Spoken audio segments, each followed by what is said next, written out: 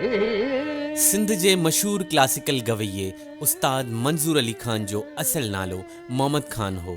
हू शिकारपुर शहर में 1922 ईस्वी में पैदा थियो। संदसि तालुक गवालियार जे क्लासिकी मौसीक़ीअ जे नामवर ख़ानदान सां आहे। महाराजा रंजीत सिंह जे दौर में इहो घराणो पंजाब में अची आबाद थियो, जितां बाद में ख़ैरपुर जे वाली मीर मुराद अली ख़ान जी ख़्वाहिश ते उस्ताद मंज़ूर अली ख़ान जो परॾाॾो उस्ताद शादी ख़ान सिंध जे शहर शिकारपुर में अची आबाद थियो ऐं उते ई 1990 ईस्वीअ में उस्ताद मंज़ूर अली ख़ान जनम वरितो। उस्ताद मंज़ूर अली ख़ान जे वालिद जो नालो उस्ताद जमाल ख़ान हो, जेको जमालो ख़ान बि सॾिबो हो। संदसि ॾाॾो करीम बख़्श ख़ान बि नाले वारो गवैयो थी गुज़रियो। उस्ताद मंज़ूर अली ख़ान मौसीक़ीअ जी इब्तिदाई तालीम पंहिंजे वालिद उस्ताद जमाल ख़ान खां ऐं इन खां पोइ पंहिंजे सोट सींदे ख़ान खां हासिल कई।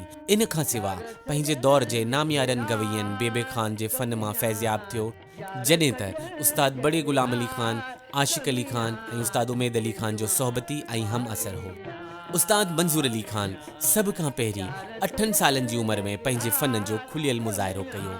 सन 1940 में 10 सालनि जी उमिरि में हिन शिकारपुर में थींदड़ मौसीक़ीअ जे मुक़ाबले में हिसो वरितो ऐं कामयाबी माणियाई। अहिड़ी तरह 15 सालनि जी ॼमार में ई संदसि शुमार नामियारनि मौसीक़ारनि में थियणु लॻो। उस्ताद मंज़ूर अली ख़ान 16 सालनि जो हो त संदसि वालदेन शिकारपुर मां लॾे अची टंडे आदम में रहिया ऐं पोइ उस्ताद मंज़ूर अली ख़ान जी सॼी ज़िंदगी टंडे आदम में ई गुज़री।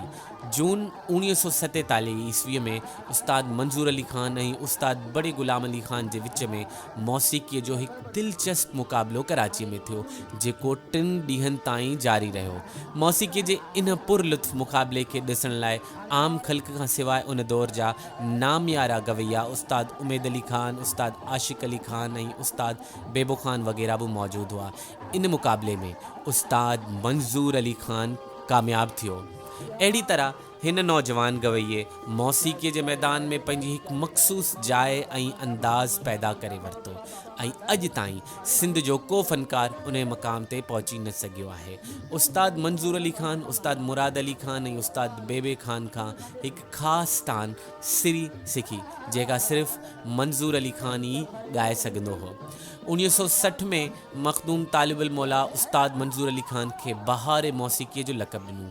उस्ताद मंज़ूर अली ख़ान जी गायकीअ जो हिकु मख़सूस ऐं अनोखो अंदाज़ हो, जेको संदसि शागिर्दनि में बि नुमायां रहियो।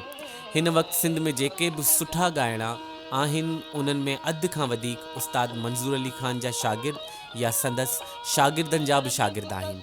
उस्ताद जे कुझु मुखिया शागिर्द ॻाइणनि में उस्ताद मोहम्मद यूसुफ, वहीद अली, उस्ताद वज़ीर अली ख़ान, उस्ताद गुलज़ार अली ख़ान दायो, आबदा परवीन ऐं अनवर हुसैन विस्तड़ो, ज़ुल्फ़कार अली, मज़हर हुसैन ऐं मियां नज़र हुसैन वग़ैरह क़ाबिल ज़िक्र आहिनि।